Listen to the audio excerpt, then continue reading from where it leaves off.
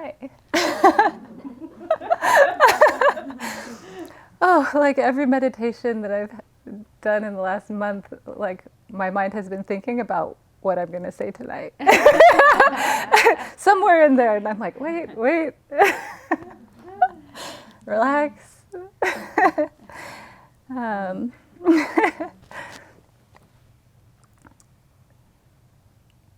did, It doesn't matter what you say, it's just that you say it loud. All right, thank you.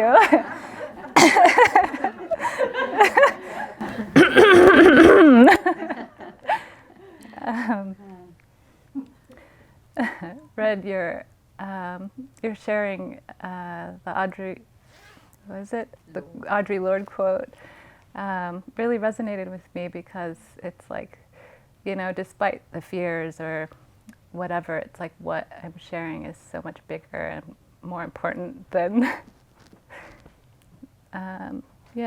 the fear. And I've only talked in a group like this, like the only times in my life has been when Arena has invited me. So,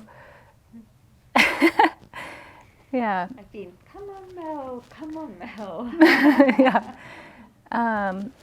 And like reflecting on why I said yes to do this, even though it's like terrifying, and like I'm on this journey where I'm so dedicated to my practice and nibbana, enlightenment, nirvana, and oh, why would I do this when I could be practicing? And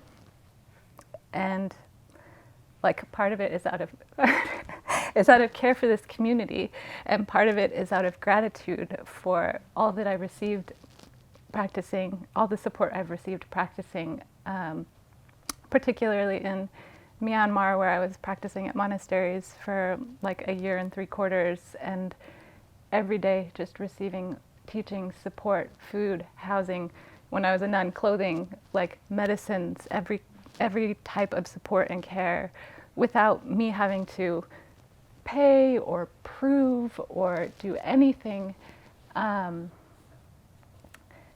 that is usually required in society to be allowed in spaces.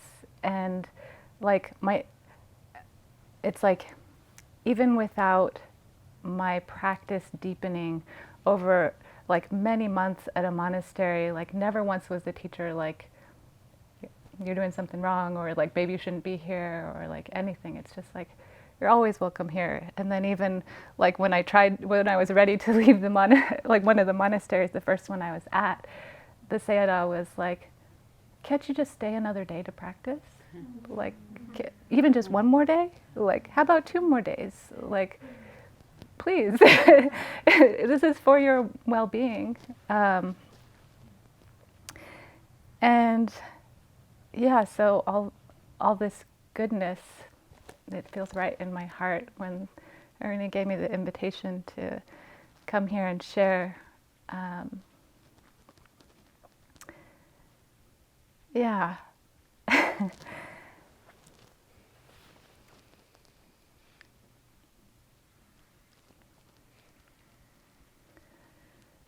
have all these ideas and directions of where to go next. I'm going to take a moment.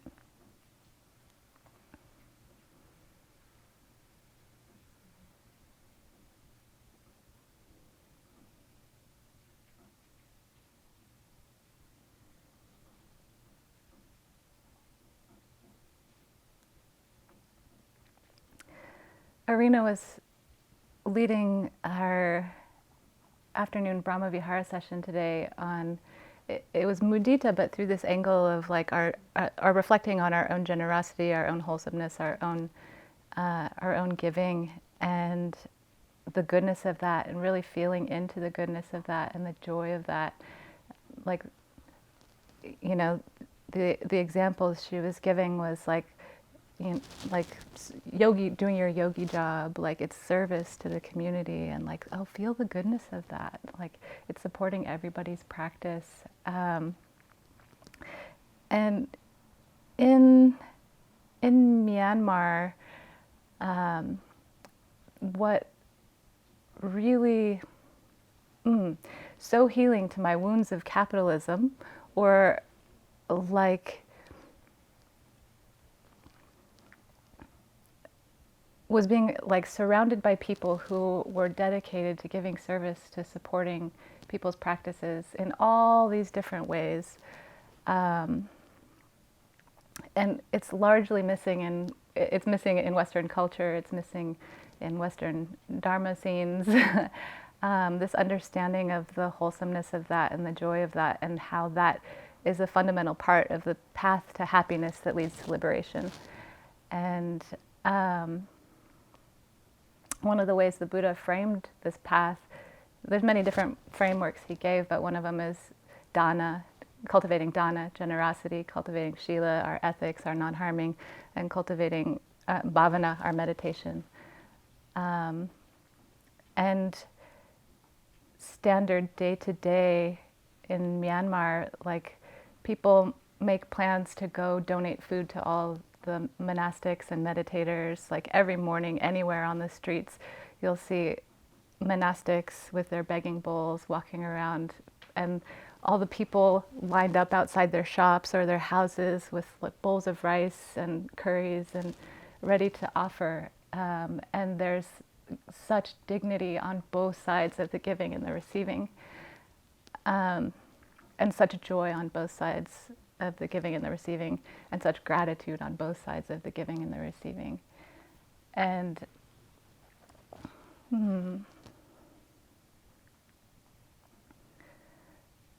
there's just like countless examples I experienced of the depth of generosity as a practice, dana as a practice. And it's like fundamentally reoriented how I live in the world. Like dana is a way of life, like service is a way of life.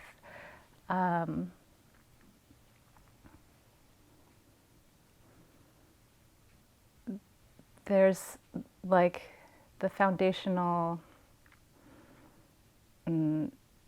expectation in our culture that collecting more for me is more happiness for me.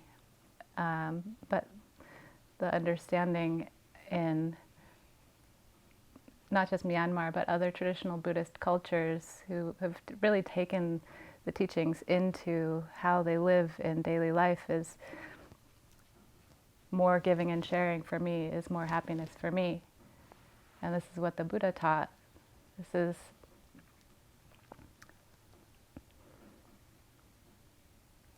is the path to happiness that leads to liberation.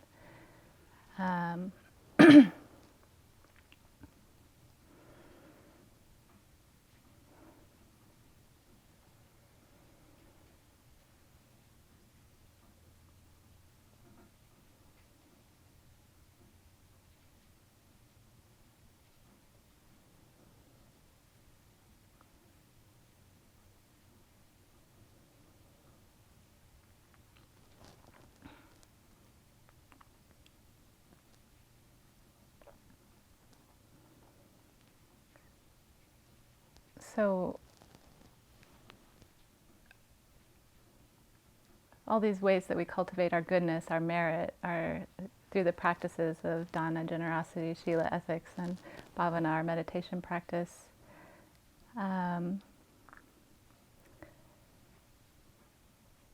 It's in this bigger picture of cultivating the wholesome and diminishing the unwholesome. And the more we practice... Wait, let me pause.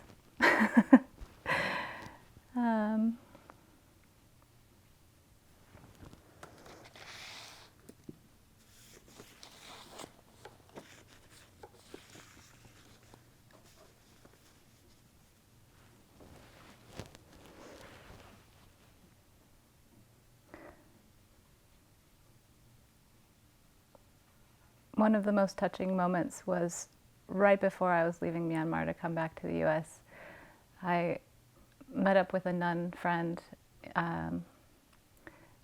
and I took her to get a massage. I wanted to offer her a massage, and I found a place called Blind Massage, And we went, and it was a young couple. Some of you have heard this story. I told it before. I think. Yeah. I, I took her to this place called Blind Massage, Taunji. Taunji was the city it's in. And it was a young couple. They were both born blind. They were 26 and 27 years old, and their massage studio and living space was smaller than this room. And it's rare for foreigners to come through, and the guy spoke a little English, and he was asking me questions. Oh, why did you come to Myanmar? And I was like, for the Dhamma, for meditation.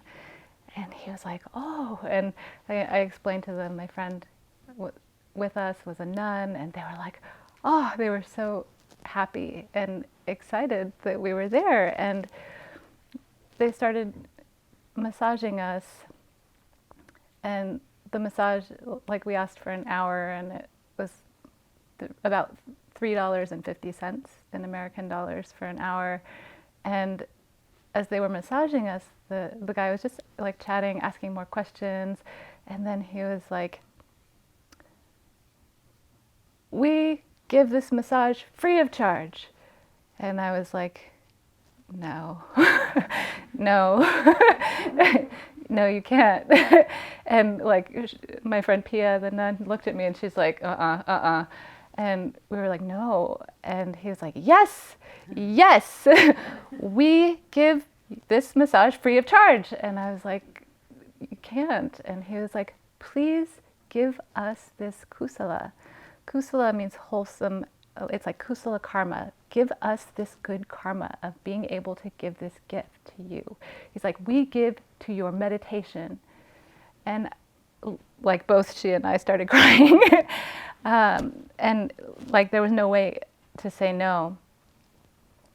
And like opening to receiving that gift, like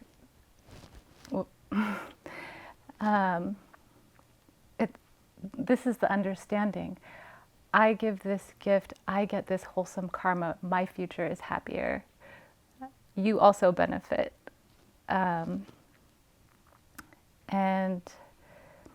the Buddha taught this again and again, the results of karma, the results of wholesome actions and unwholesome actions. Put in unwholesome causes, you get unwholesome results. You get unhappiness, misery. Put in wholesome causes, you get happiness. You get the things you desire, and you work towards on your way to liberation. So on this journey of just developing my understanding in the Dharma over a number of years, karma was one of the harder things to wrap my head around, one of the things I had the most aversion to initially, like rebirth, like whatever.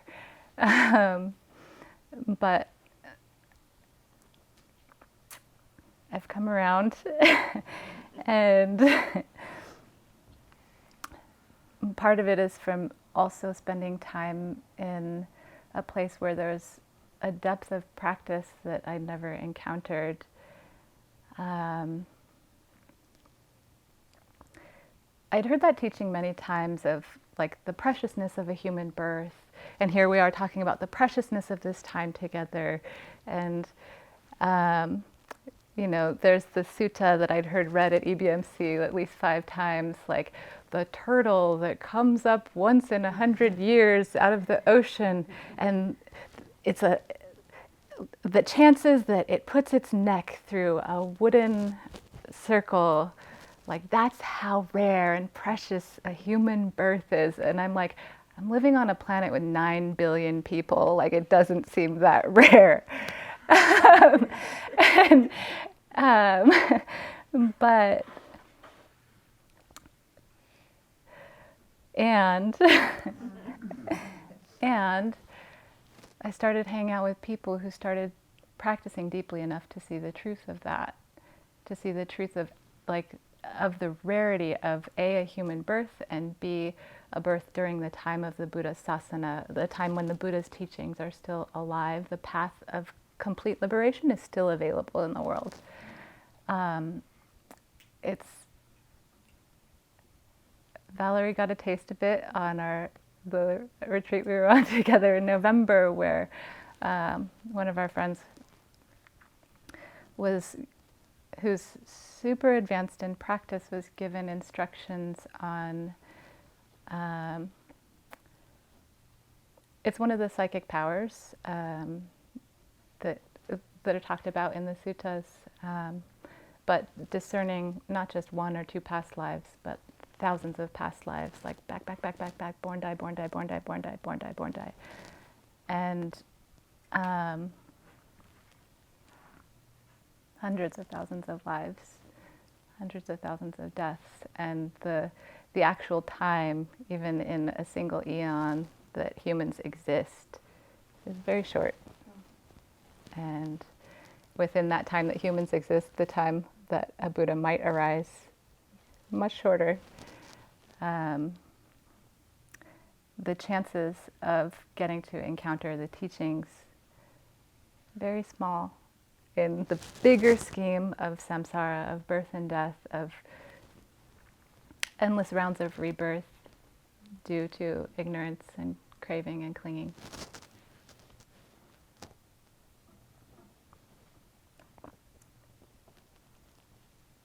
Yeah, that friend is not the only friend I've been around now who's been able to directly discern through their own practice, as the Buddha invited, these kinds of truths. And seeing that developing psychic powers is not necessary and not, not at all necessary on the path to liberation, but is something that is possible and detailed in instructions in the Visuddhimagga, the path of purification, a great Buddhist meditation manual.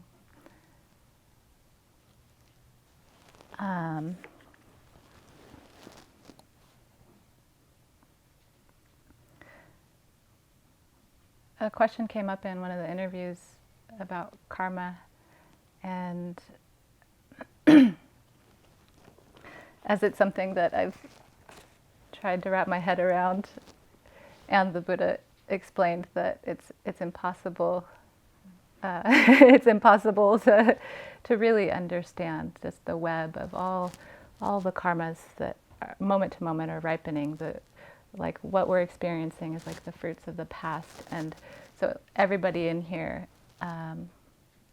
has made some aspirations and done some practice in the past that has created the wholesome conditions for you to encounter this and get to do this again in this life.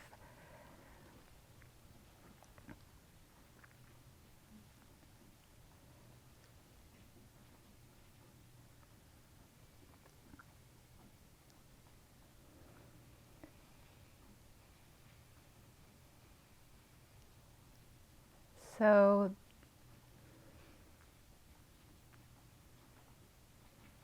I think Irina had already mentioned the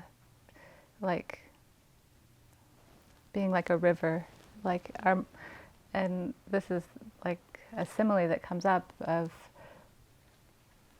our stream, our mind streams, and the karmas that come. I was trying to think of like how to explain this.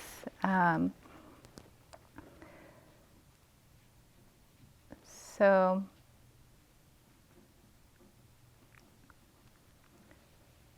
if the mind is like a river, and any little section of the river is one life, one period of time, and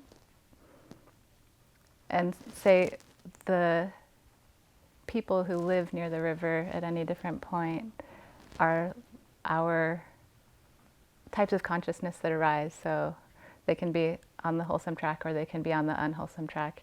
And the ones that are on the wholesome track are conscientious of the river, protect its cleanliness and its clarity. And the ones that are on the unwholesome track, they throw their trash in it, dump their paint in it, and then the river flows downstream, and then those things are surfacing in the water downstream, or polluting the water downstream.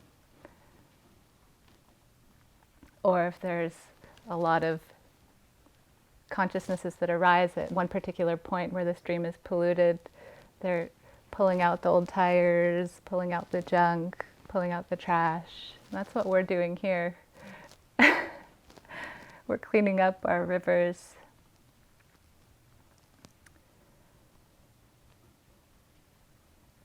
The banks. Mm-hmm. Yeah. And getting to encounter good friends on the path, wholesome friendships, friendships with people who've gone further on the path than we have. It's like another stream that's like pouring clean water into my stream.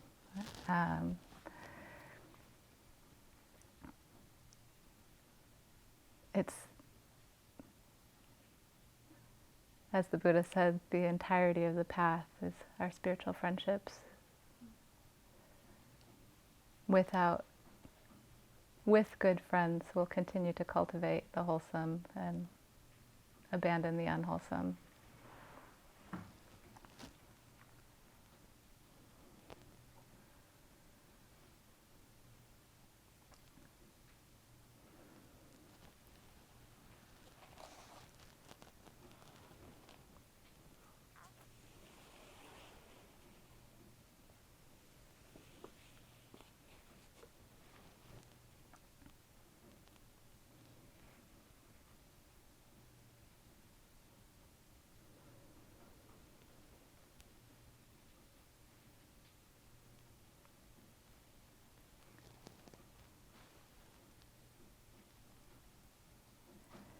I was at my best friend's house recently visiting her, and she had a new print on the wall, and it had a caption. It was an image and had a caption, and it said, "What does queer anti-imperialism look like to you?" And I started laughing, and I was like, I think it looks like Buddhist monasticism.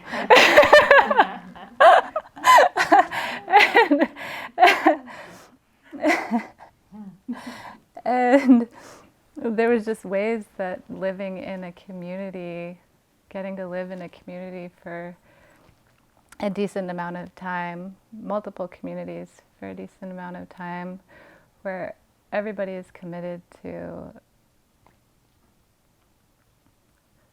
it's a form of decolonizing our hearts and our minds, really cleaning up the greed, hatred, and delusion that's the rest of society is trying to reinforce. And it would show in how people treated each other, the depth of kindness that everybody would show each other, the relentless generosity that people would show each other, like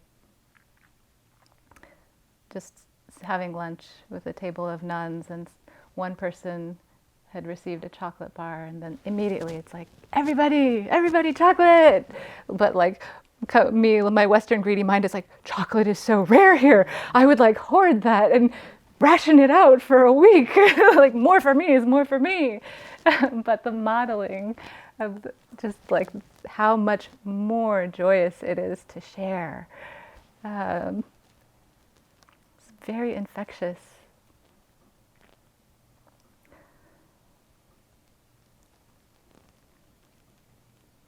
There's another thing that I had aversion to, was like things that felt religious to me. Coming just from my background, lots of aversion towards anything that feels or seems religious. So aversion to the chanting, aversion to making offerings, aversion to,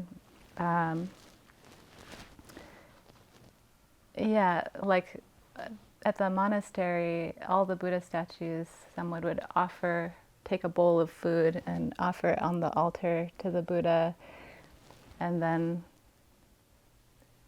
like say a kind of a prayer, and then they would get to eat the food. And people would come every day to offer food.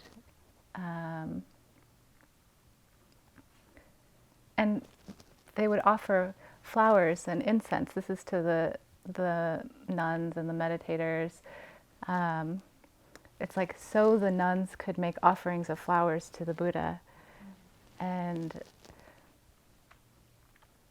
I thought it was curious, and I got to receive the flowers and offer them also. And I really came around to all of that too, because it's also just cleaning up the mind.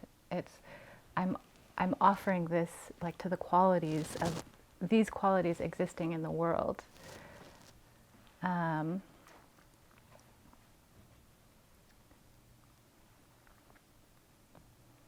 Yeah, the chanting is done to brighten the mind and reorient towards the teachings, and all of it is part of this cultivation of wholesome states.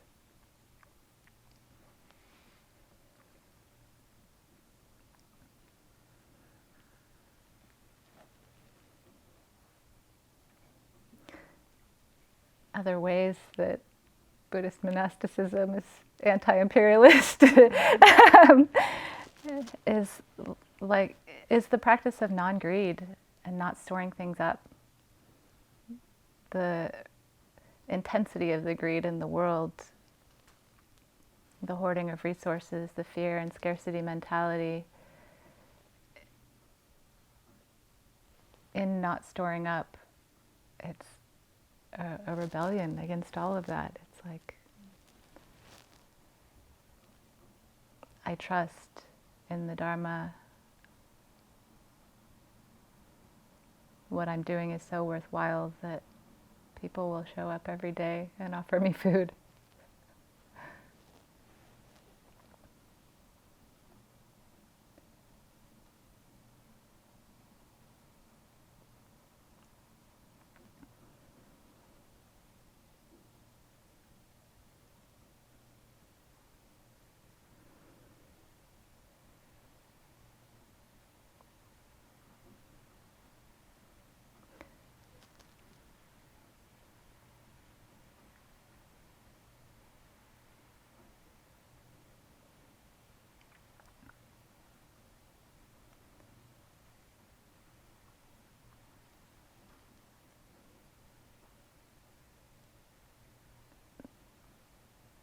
The kindness and the care in these places I got to practice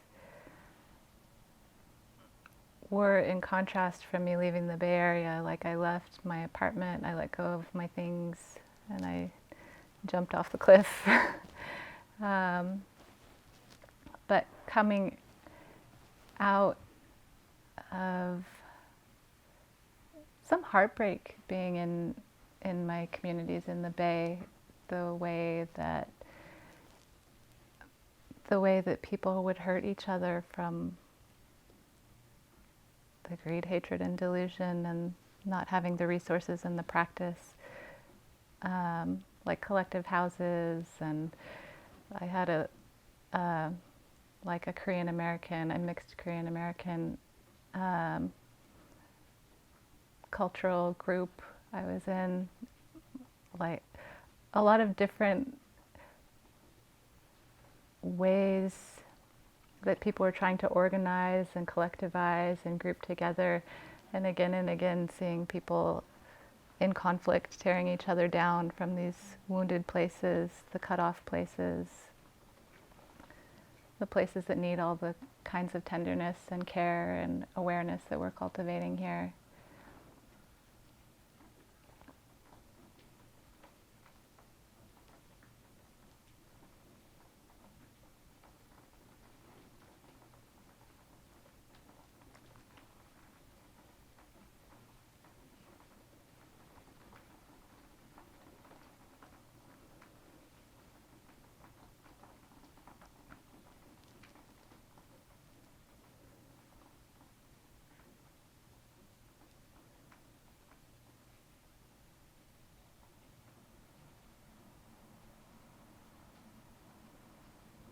So that said, this gathering brings my heart so much joy. Everyone's practice, willingness.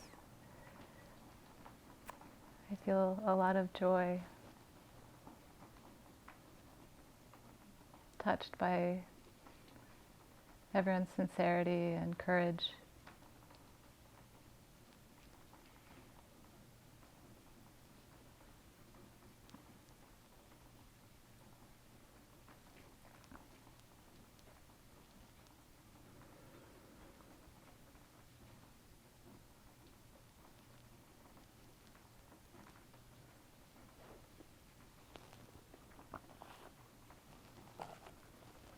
Yeah, I have a wish that even in a lot of the challenges and the painful states that come up, the stories that are being seen, the patterns that are being seen through in people's practices, I wish you also joy in the seeing, or some, even just a smidge of delight in like, oh wow, I'm breaking this pattern, I'm releasing this pattern. Just by seeing it, even though it'll come up probably lots and lots and lots of times in the future, just in the seeing of it, the understanding, the kindness, even just moments of it are very, very worth it in the long run.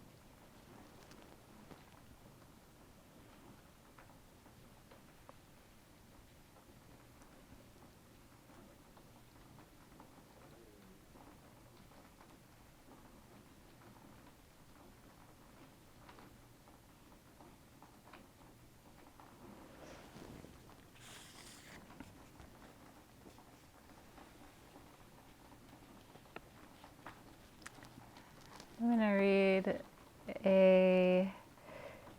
it's from the suttas, but it's a verse by an elder nun. There's a small section called the Therigatha. They're verses of awakening by some of the first nuns who awoke under the Buddha. This is by a nun named Mittakali. I went forth out of faith from the home life into homelessness. I wandered here and there, longing for gain and honor. Disregarding the highest aim, I pursued an inferior goal. Controlled by defilements, that's our greed, hatred, and delusion, I did not understand the real purpose of the contemplative life. While sitting in my hut, I was struck with a sense of urgency. This is a quote. I have entered upon the wrong path. I am under the control of craving. Decay and sickness are trampling my trifling life. There's no time to waste before this body falls apart. In conformity with the truth, I observed the rise and fall of the khandhas. That's the 5 aggregates. It's a way of describing materiality, the body and mind. I stood up with a liberated mind, having completed the teaching of the Buddha.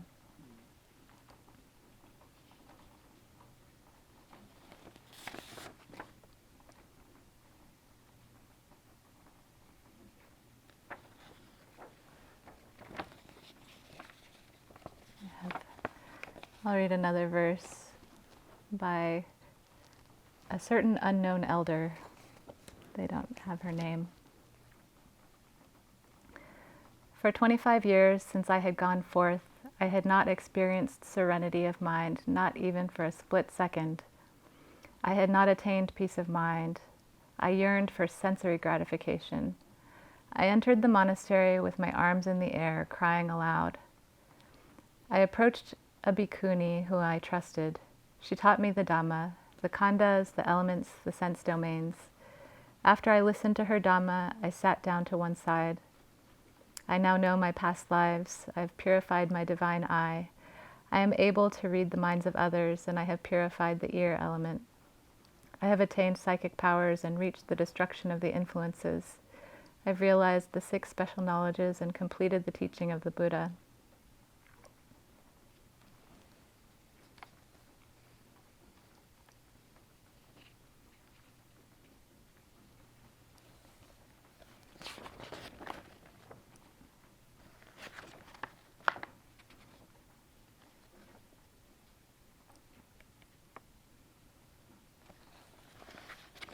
This is a verse by Vaseti. When I lost my child, I was taken over by grief. I went deranged. I lost my mind. Naked with disheveled hair, I wandered here and there, living in middens, roadsides, and cemeteries. I wandered for 3 years, afflicted by hunger and thirst. When I arrived at the town of Mithila, and I saw the one who fares well, tamer of the untamed, the self-enlightened one, fearless everywhere, I returned to sanity. I paid respects and sat down. The Buddha taught me the Dhamma out of compassion. After I heard his Dhamma, I went forth into homelessness. I bound myself to the words of the teacher. I realized the path of joy. All woes have been cut off, abandoned, finished. Now I have fully understood how grief comes into being.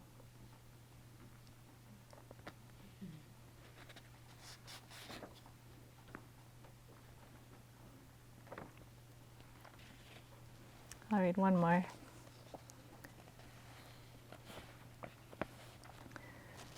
This is from Elder Gutta.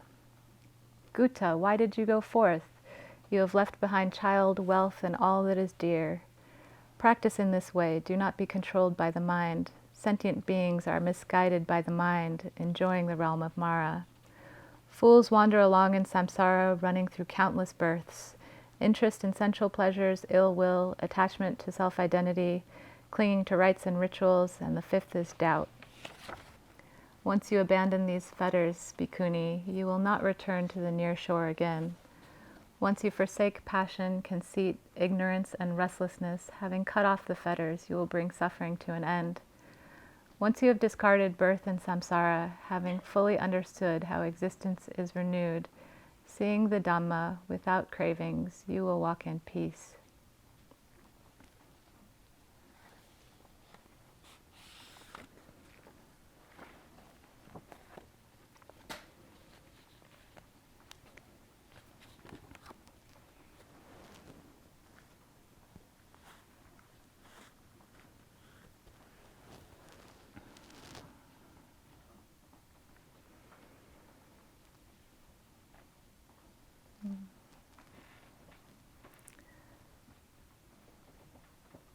There's some words of the Buddha on dana, on giving. If beings knew as I know the results of giving and sharing, they would not eat without having given, nor would the stain of selfishness overcome their minds. Even if it were their last bite, their last mouthful, they would not eat without having shared if there were someone to receive their gift. But because beings do not know as I know the results of giving and sharing, they eat without having given. The stain of selfishness overcomes their minds.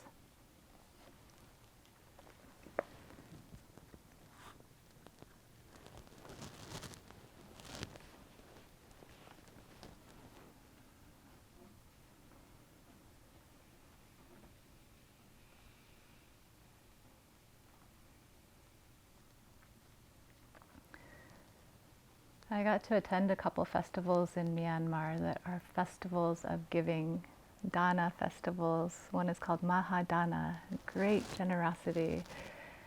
And it was at the head monastery of the lineage that I've been practicing in. And thousands of people from all over Myanmar and other countries as well, Vietnam, Indonesia, Singapore, China, came to donate at the monastery, like way more than any of the monks will use in like 10 years. Like people show up to donate. And it was like a mile-long road of tables lined up with piles of supplies, laundry powder, toothbrushes, soap, everything, more than you can think of, cups, dishes, whatever, snacks, because it's a long route to walk down the entire aisle, drinks, and the monastery, it's become very famous in Myanmar. because so many people are showing up that they started inviting all the other monasteries around, all different lineages, to come and receive all these gifts. And every monk and nun would have kappiyas, they're like assistants who carry bag loads of the things that were donated, medicines. And I was a kappiya for my nun friend, and like she got a stack of notebooks by the end of it and a bunch of pens, and she saved them up.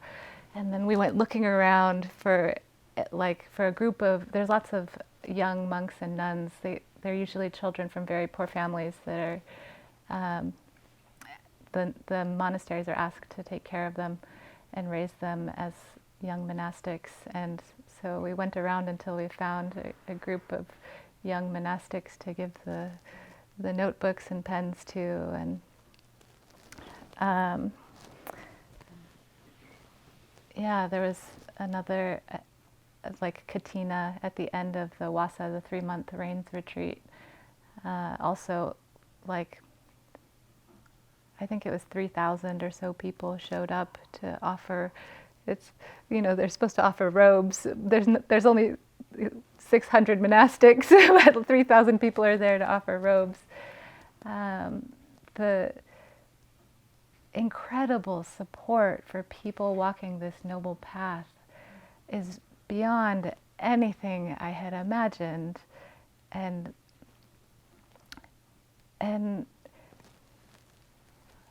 let's let this flow in the West, like this culture of understanding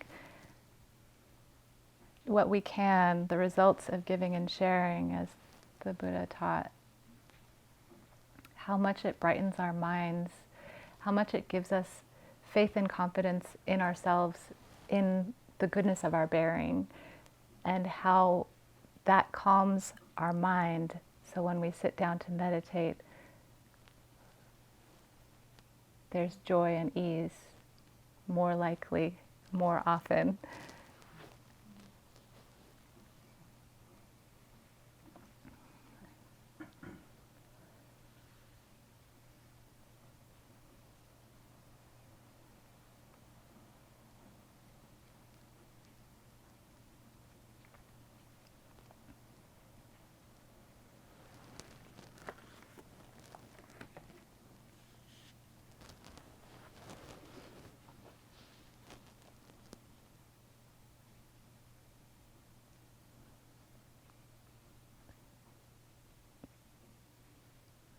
There's a quote that I heard Joseph Goldstein say that comes up fairly often. If you have a thought of generosity, do it. You won't regret it.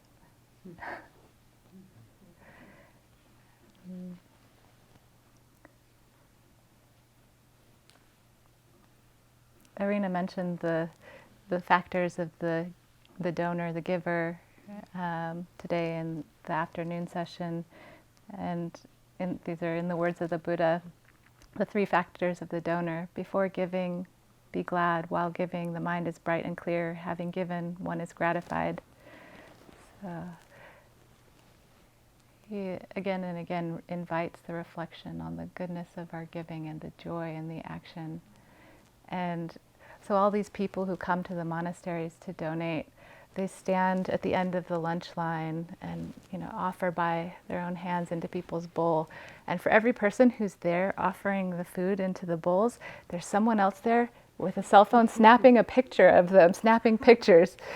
And I was like, what is going on? What are they doing? And then it was like, oh, this rejoicing and remembering my wholesome action when I go and flip through my photos. I'm like, oh, I did that beautiful thing, offering the food. So the 3 factors of the recipients that the Buddha taught also. And so the 3 factors of the donors and the 3 factors of the recipients, this is like the optimum dana. The 3 factors of the recipients are free of passion or are practicing for the subduing of passion, free of aversion or practicing for the subduing of aversion, and free of delusion and practicing for the subduing of delusion. These are the three factors of the recipients. It's not easy to take a measure of the merit of a donation endowed with these six factors. It says, as just this much a bonanza of merit, a bonanza of what is skillful. It's a strange translation, I think. But it says it's a nutriment of bliss, heavenly, resulting in bliss, leading to heaven, that leads to what is desirable, pleasing, charming, beneficial, and pleasant. It's a great mass of merit, incalculable, immeasurable. So everyone here is practicing for the subduing of the greed, aversion, and delusion. And in every action here that we share with one another, whether it's just this kind movement of the heart towards one another, whether it's scrubbing the toilet, and like, you know, people would donate the good snacks to us or like whatever, and she would immediately just like give them. And she said, give everything away, keep meditating, and everything good will come to you.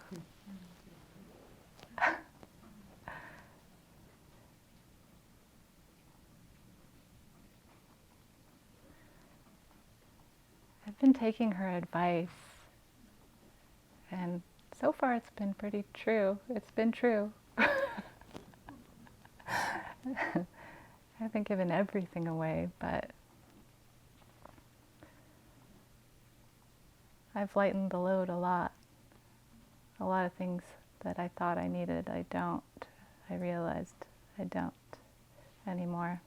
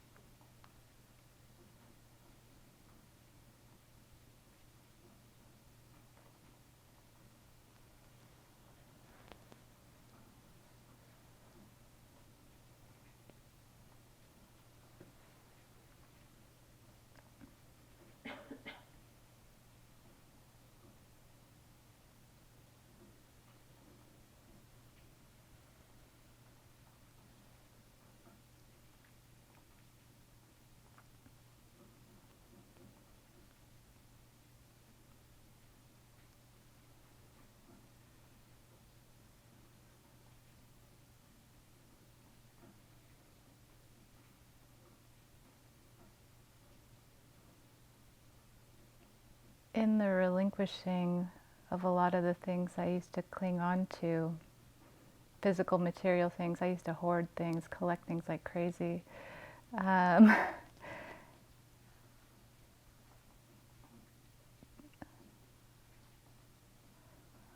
am I going? Hang on.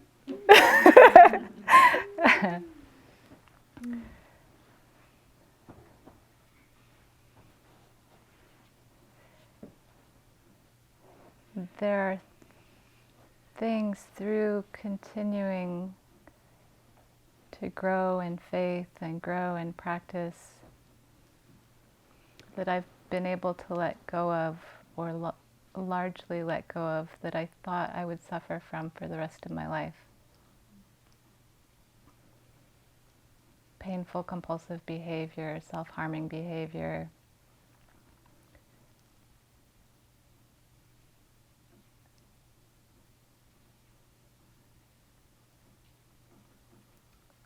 patterns of anxiety or conflict with people.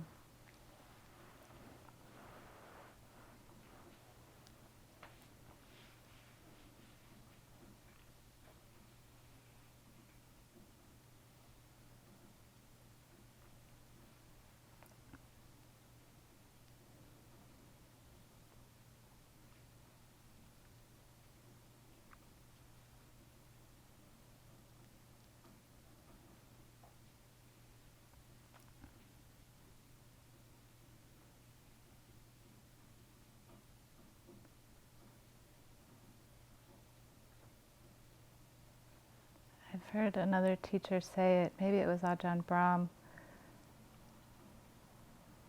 We have nothing to lose but our delusion.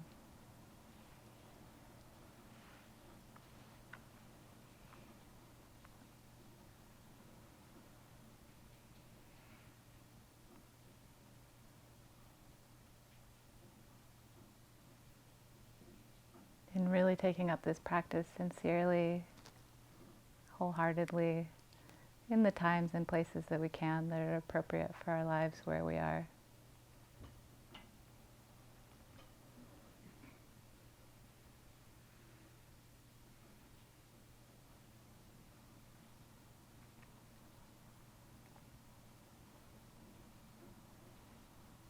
We have nothing to lose but our ignorance.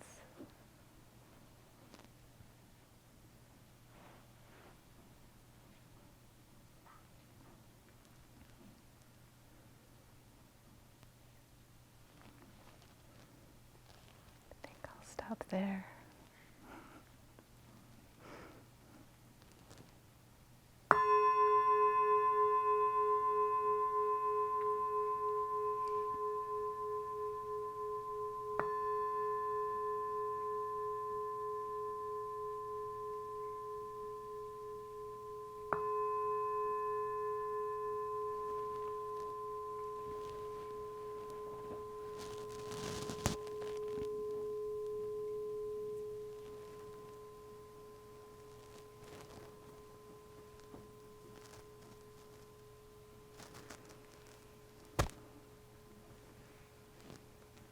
Thank you, Mel.